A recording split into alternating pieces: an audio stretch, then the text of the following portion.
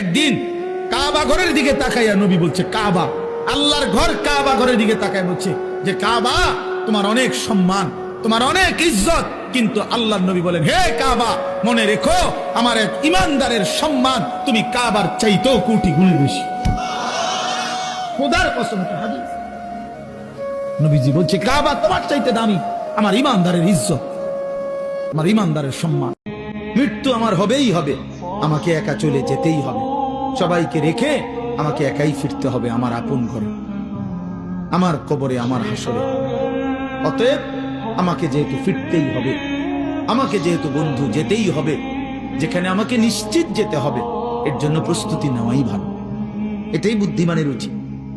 আজ যদি এমন হইত, মনে রেখো বান্দা, দুনিয়া নিয়ে ব্যস্ত হয়ে গেলা, আল্লাহকুমুত তাকাসুর, দুনিয়া বাড়ানোর নেশা তোমাদেরকে আমি আল্লাহ থেকে, ইবাদত থেকে গাফেল করে দিল। হাত্তা জুরতুমুল মাকাবির, মনে রেখো এরই মধ্যে একদিন তুমি পৌঁছে যাবে কবরস্থানে। মনোযোগ দিলেও মরে যাইবা, অমনোযোগ হইলেও মরে যাইবা, সেজদা দিলেও মরে যাইবা, নাফরমানি করলেও মরে যাইবা। একটা সুন্দর বাণী আছে, লেখা থাকে, দেখছি, ভোরের পাখি যদি তোমার আগেই জেগে যায় তাহলে তুমি ব্যর্থ।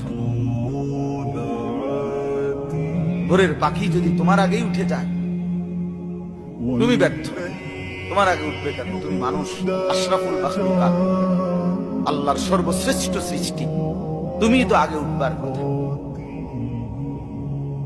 তোমরা এই কি জীবন বাছাই করে নিছো ছেলেরা, তোমরাই বলতে পারো বাবা। তোমার জন্য আমি আটকাবো না, আমার জন্য তুমি আটকাইবা না।